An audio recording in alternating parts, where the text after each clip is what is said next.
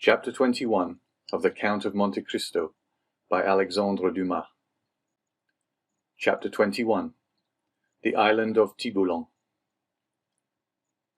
Dante, although stunned and almost suffocated, had sufficient presence of mind to hold his breath, and as his right hand, prepared as he was for every chance, held his knife open, he rapidly ripped up the sack, extricated his arm and then his body. But in spite of all his efforts to free himself from the shot, he felt it dragging him down still lower. He then bent his body and by a desperate effort severed the cord that bound his legs, at the moment when it seemed as if he were actually strangled. With a mighty leap, he rose to the surface of the sea, while the shot dragged down to the depths the sack that had so nearly become his shroud. Dante waited only to get breath and then dived in order to avoid being seen. When he arose a second time, he was 50 paces from where he had first sunk.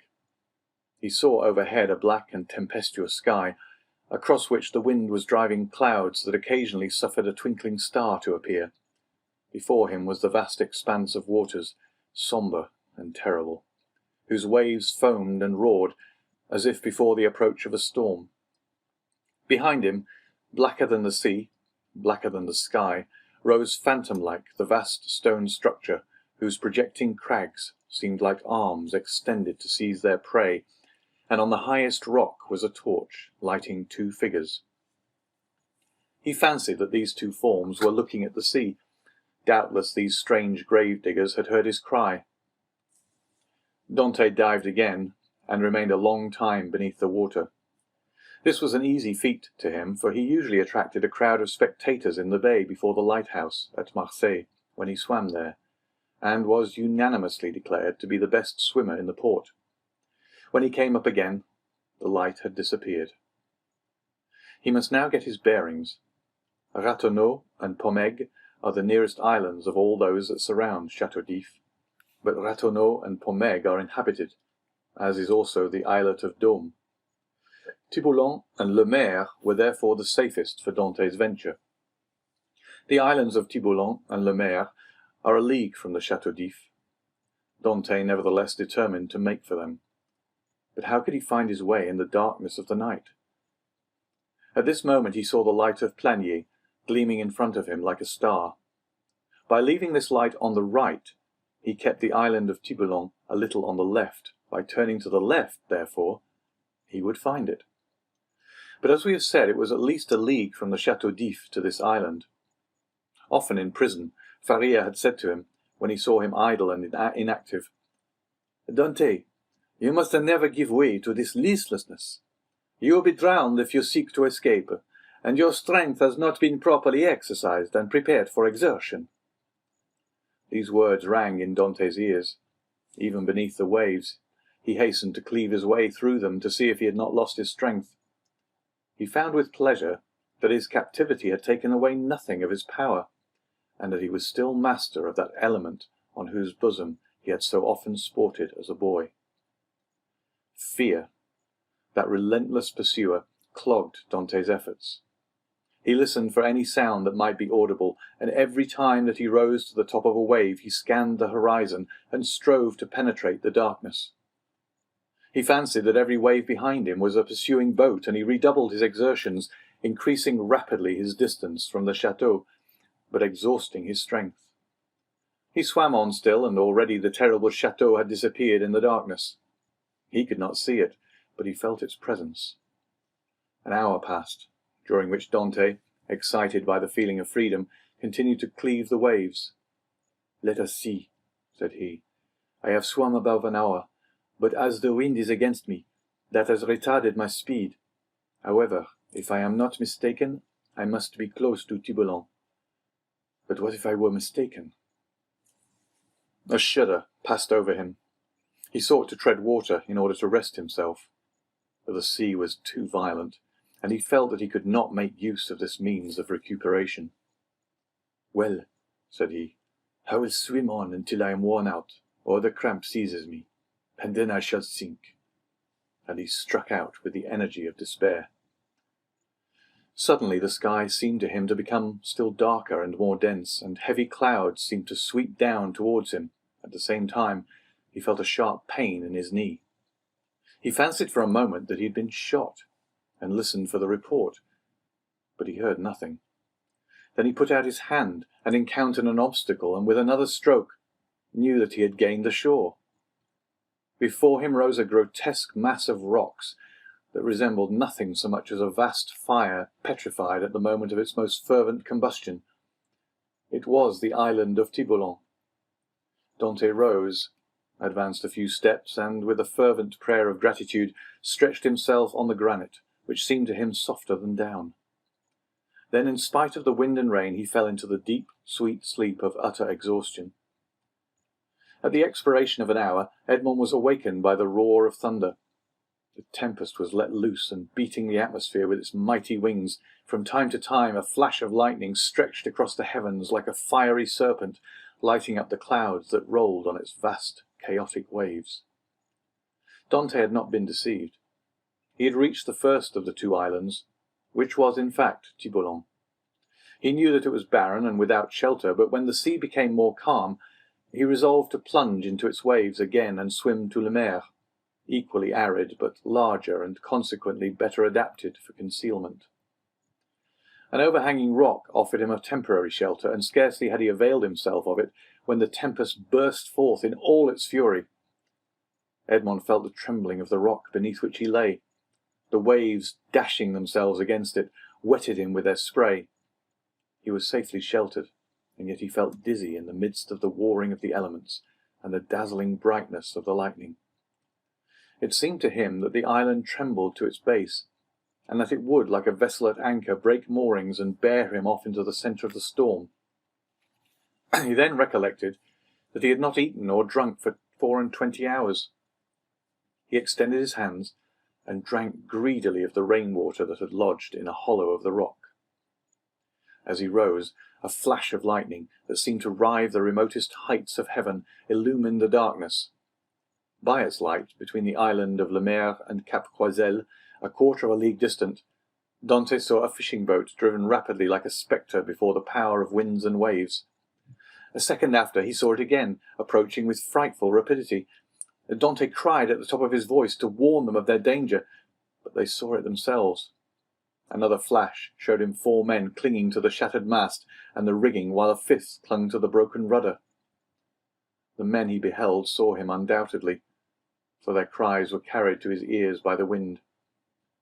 Above the splintered mast, a sail rent to tatters was waving. Suddenly the ropes that still held it gave way, and it disappeared in the darkness of the night like a vast sea-bird. At the same moment, a violent crash was heard, and cries of distress. Dante, from his rocky perch, saw the shattered vessel, and among the fragments the floating forms of the hapless sailors. Then all was dark again. Dante ran down the rocks at the risk of being himself dashed to pieces. He listened, he groped about, but he heard and saw nothing. The cries had ceased, and the tempest continued to rage. By degrees the wind abated. Vast grey clouds rolled towards the west, and the blue firmament appeared studded with bright stars. Soon a red streak became visible in the horizon. The waves whitened. A light played over them and gilded their foaming crests with gold. It was day. Dante stood mute and motionless before this majestic spectacle, as if he now beheld it for the first time. And indeed, since his captivity in the Château d'If, he had forgotten that such scenes were ever to be witnessed. He turned towards the fortress and looked at both sea and land. The gloomy building rose from the bosom of the ocean with imposing majesty, and seemed to dominate the scene. It was about 5 o'clock. The sea continued to get calmer. In 2 or 3 hours, thought Dante, the turnkey will enter my chamber, find the body of my poor friend, recognize it, seek for me in vain, and give the alarm. Then the tunnel will be discovered. The men who cast me into the sea and who must have heard the cry I uttered will be questioned. Then boats filled with armed soldiers will pursue the wretched fugitive. The cannon will warn everyone to refuse shelter to a man wandering about naked and famished. The police of Marseille will be on the alert by land, whilst the governor pursues me by sea. I am cold, I am hungry, I have lost even the knife that saved me. Oh my God, I have suffered enough, surely. Have pity on me, and do for me what I am unable to do for myself." As Dante, his eyes turned in the direction of the Château d'If, uttered this prayer, he saw off the farther point of the island of Pomègue a small vessel with lateen sails skimming the sea like a gull in search of prey, and with his sailor's eye he knew it to be a Genoese tartan. She was coming out of Marseille harbour, and was standing out to sea rapidly, her sharp prow cleaving through the waves. "Oh," cried Edmond, "to think that in half an hour I could join her! Did I not fear being questioned, detected, and conveyed back to Marseille? What can I do? What story can I invent? Under pretext of trading along the coast, these men, who are in reality smugglers, will prefer selling me to doing a good action. I must wait, but I cannot. I am starving. In a few hours my strength will be utterly exhausted. Besides, perhaps I have not been missed at the fortress. I can pass as one of the sailors wrecked last night. My story will be accepted, for there is no one left to contradict me." As he spoke, Dante looked toward the spot where the fishing vessel had been wrecked, and started. The red cap of one of the sailors hung to a point of the rock, and some timbers that had formed part of the vessel's keel floated at the foot of the crag. In an instant Dante's plan was formed. He swam to the cap, placed it on his head, seized one of the timbers, and struck out so as to cut across the course the vessel was taking. "I am saved," murmured he, and this conviction restored his strength. He soon saw that the vessel, with the wind dead ahead, was tacking between the Château d'If and the Tower of Planier. For an instant he feared lest instead of keeping in shore she should stand out to sea, but he soon saw that she would pass, like most vessels bound for Italy, between the islands of Jarreau and Calasareigne. However, the vessel and the swimmer insensibly neared one another, and in one of its tacks the tartan bore down within a quarter of a mile of him. He rose on the waves, making signs of distress, but no one on board saw him, and the vessel stood on another tack. Dante would have shouted, but he knew that the wind would drown his voice. It was then he rejoiced at his precaution in taking the timber, for without it he would have been unable perhaps to reach the vessel, certainly to return to shore, should he be unsuccessful in attracting attention. Dante, though, almost sure as to what course the vessel would take, had yet watched it anxiously until it tacked and stood towards him. Then he advanced, but before they could meet, the vessel again changed her course. By a violent effort he rose half out of the water, waving his cap and uttering a loud shout peculiar to sailors. This time he was both seen and heard, and the tartan instantly steered towards him. At the same time he saw they were about to lower the boat. An instant after, the boat rowed by two men advanced rapidly towards him. Dante let go of the timber, which he now thought to be useless, and swam vigorously to meet them. But he had reckoned too much upon his strength, and then he realized how serviceable the timber had been to him. His arms became stiff, his legs lost their flexibility, and he was almost breathless. He shouted again. The two sailors redoubled their efforts, and one of them cried in Italian, "Courage!" The word reached his ear as a wave which he no longer had the strength to surmount passed over his head. He rose again to the surface, struggled with the last desperate effort of a drowning man, uttered a third cry, and felt himself sinking, as if the fatal cannon shot were again tied to his feet. The water passed over his head, and the sky turned grey. A convulsive movement again brought him to the surface. He felt himself seized by the hair. Then he saw and heard nothing. He had fainted. When he opened his eyes, Dante found himself on the deck of the tartan. His first care was to see what course they were taking. They were rapidly leaving the Château d'If behind. Dante was so exhausted that the exclamation of joy he uttered was mistaken for a sigh. As we have said, he was lying on the deck. A sailor was rubbing his limbs with a woolen cloth. Another, whom he recognized as the one who had cried out "Courage," held a gourd full of rum to his mouth, while the third, an old sailor, at once the pilot and captain, looked on with that egotistical pity men feel for a misfortune that they have escaped yesterday, and which may overtake them tomorrow. A few drops of the rum restored suspended animation, while the friction of his limbs restored their elasticity. "Who are you?"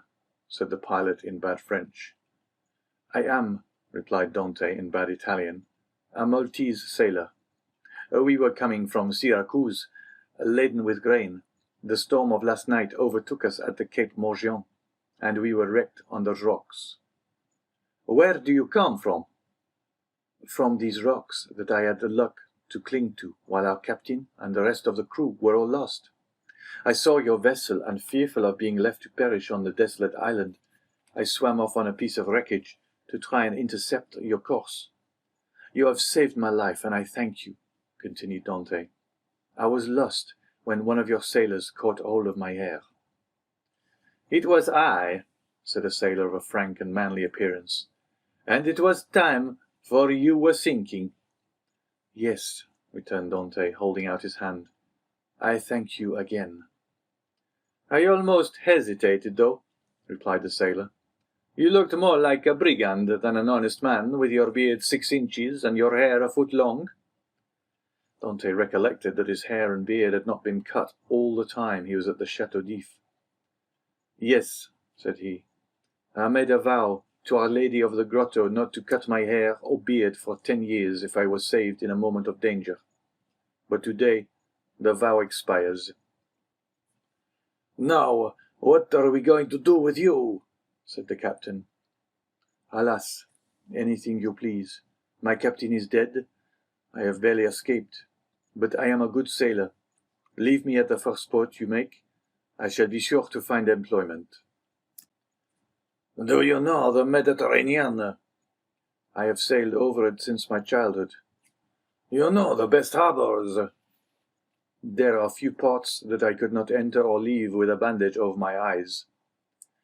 "I say, Captain," said the sailor who had cried courage to Dante, "if what he says is true, what hinders his staying with us?" "If he says true," said the captain doubtingly, "but in his present condition, he will promise anything and take his chance of keeping it afterwards."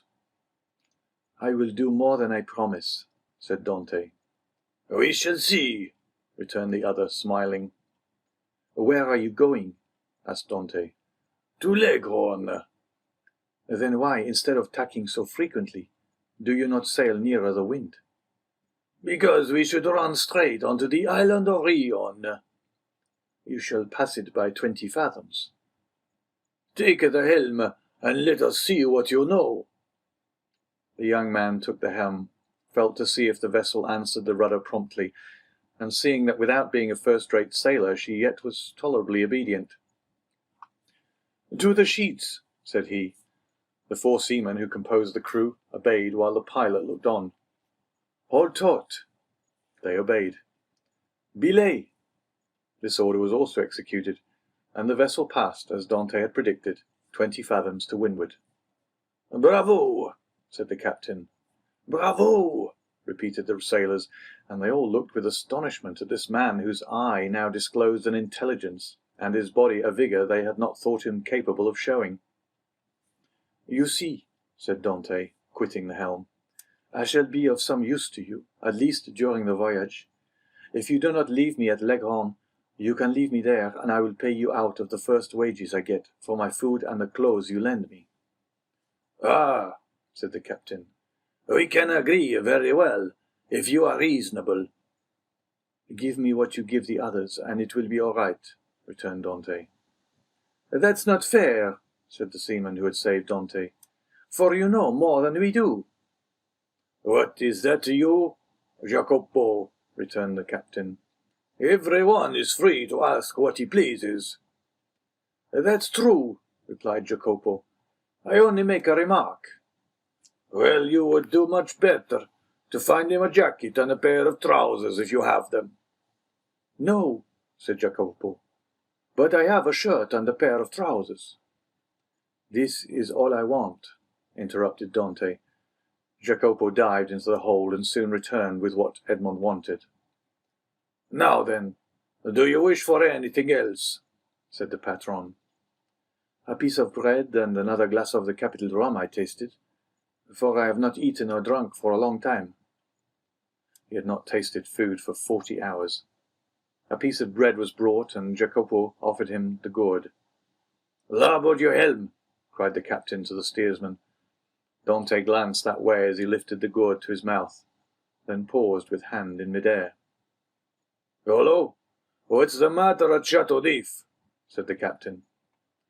A small white cloud, which had attracted Dante's attention, crowned the summit of the bastion of the Chateau d'If. At the same moment the faint report of a gun was heard. The sailors looked at one another. "What is this?" asked the captain. "A prisoner has escaped from the Chateau d'If, and they are firing the alarm gun," replied Dante. The captain glanced at him, but he had lifted the rum to his lips and was drinking it with so much composure that suspicions, if the captain had any, died away. "At any rate," murmured he, "if it be so much the better, for I have made a rare acquisition." Under pretence of being fatigued, Dante asked to take the helm. The steersman, glad to be relieved, looked at the captain, and the latter by a sign indicated that he might abandon it to his new comrade. Dante could thus keep his eyes on Marseille. "What is the day of the month?" asked he of Jacopo, who sat down beside him. "The 28th of February." "In what year?" "In what year? You ask me in what year?" "Yes," replied the young man. "I ask you in what year." "You have forgotten, then?" "I got such a fright last night," replied Dante, smiling, "that I have almost lost my memory. I ask you what year is it?" "The year 1829, returned Jacopo.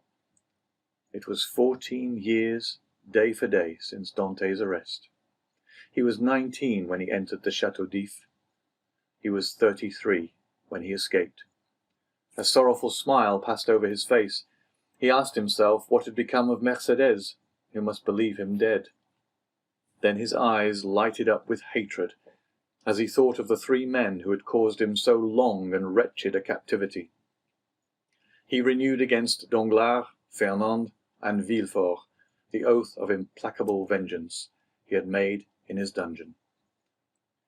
This oath was no longer a vain menace, for the fastest sailor in the Mediterranean would have been unable to overtake the little Tartan, that with every stitch of canvas set was flying before the wind to Leghorn. End of chapter 21.